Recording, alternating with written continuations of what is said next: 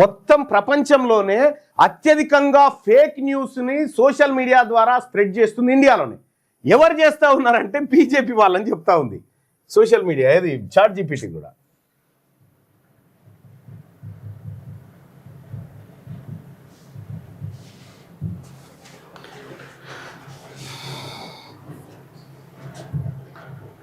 ఇగో ఇదంతా ఫేక్ న్యూసే, fake fake fake fake fake fake fake news. ఇగో మొత్తం ఫేక్ ఇన్ఫర్మేషన్,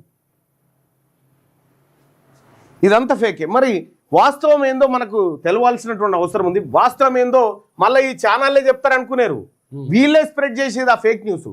మీకు యూట్యూబ్లో కూడా లోపల మ్యాటర్ వేరే ఉంటుంది, ఇక్కడ బయట టైటిల్ వేరే ఉంటుంది, బయట టైటిల్ వేరే ఉంటుంది. నేను నాకెవరో పాపం ఎవరో నేను ఎవరితో చూసినా, ఎవరో నాకు పంపించారు, ఒక్క నిమిషం. ఆ డైరెక్టర్ అందుకే లోపలికి రమ్మని అంటారు, అందుకే లోపలికి రమ్మన్నా. ఎందుకు అవుతా ఉంటారు, ఇక చూస్తూ ఉంటారు. లాస్ట్ కోసం ఏముండదు, ఈ క్యారెక్టర్ ఇవ్వాలమ్మా ఇట్లా ఏం చెప్పేసి లాస్ట్ ఉంటుంది మళ్ళా.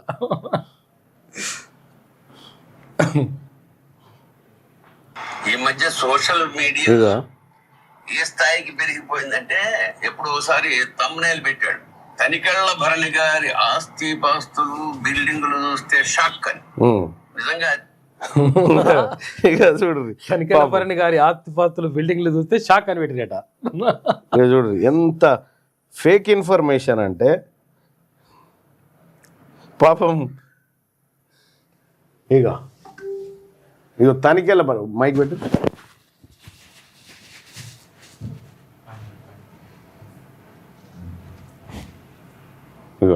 మా పెదనాన్నలను ఈ మధ్య సోషల్ మీడియా ఏ స్థాయికి పెరిగిపోయిందంటే ఎప్పుడు ఒకసారి తమ్నైల్ పెట్టాడు, తనికెళ్ల భరణి గారి ఆస్తి పాస్తులు బిల్డింగులు చూస్తే షాక్ అని. నిజంగా చూసాక నాకే షాక్ అయింది. 6 బిల్డింగులు, దాని ముందు 6 కార్లు. సరే ఏదో సరదాగా నవ్వుకున్నాం. ఇప్పుడు ఎలా అయిందంటే ఇది ఏదో దేశం మీద యుద్ధం జరుగుతుంది, నేను ఒక వర్గాన్ని వైపు సపోర్ట్ చేస్తున్నట్టు లేదా ఇంకో వర్గాన్ని కించపరుస్తున్నట్టు ఇట్లా నోటికి వచ్చింది పెట్టేస్తున్నారు. నేను అన్ని మతాల్ని అన్ని ధర్మాల్ని గౌరవించే వ్యక్తిని. నేను ఏనాడు ఎప్పుడూ ఇలాంటివి చేయలేదు, భవిష్యత్తులో చెయ్యను. చేత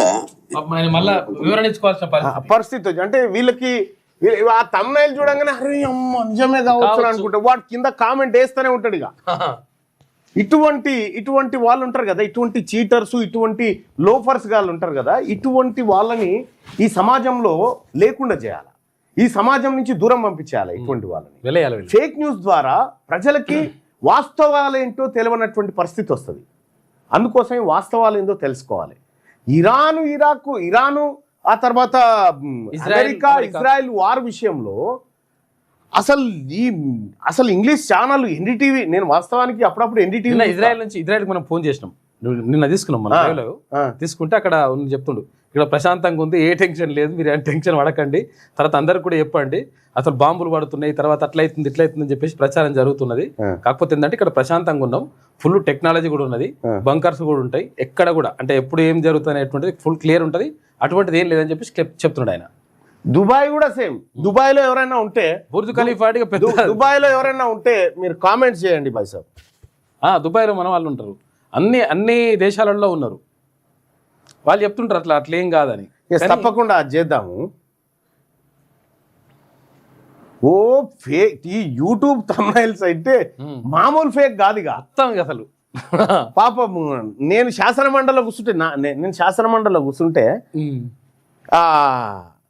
విజయశాంతి నేను కొట్టుకున్నట్టుగా, నేను పొన్నం ప్రభాకర్ తిట్టుకున్నట్టుగా మరి అమ్మాయి అసలు దాంట్లో కొన్ని ఉంటే వాడు ఎవడో ఉండేనే. ఇంకా నేను ఇటువంటి యూట్యూబ్ ఛానళ్ళు ఎవరైతే ఉన్నారో వాళ్ళ మీద మనం ఒకసారి యుద్ధం చేద్దాం. ఎందుకంటే వాటిని అన్సబ్స్క్రైబ్ చేసి రిపోర్ట్ చేసేటువంటి కార్యక్రమాలు చేయాల్సినటువంటి. నెహ్రూ గురించి చెప్పేవన్నీ ఫేక్ అయినా పోయి చాట్ జీపీటీ ఉంది కదా మనకి, చాట్ జీపీటీ అంటే అది మనిషి కాదు, అది రికార్డులన్నీ పరిశీలించి ఉన్న పుస్తకాలు ఆధారాలన్నీ సెర్చ్ చేసి దాంట్లో ఏది ఉందో వాస్తవం తీసుకొచ్చి ఇస్తుంది.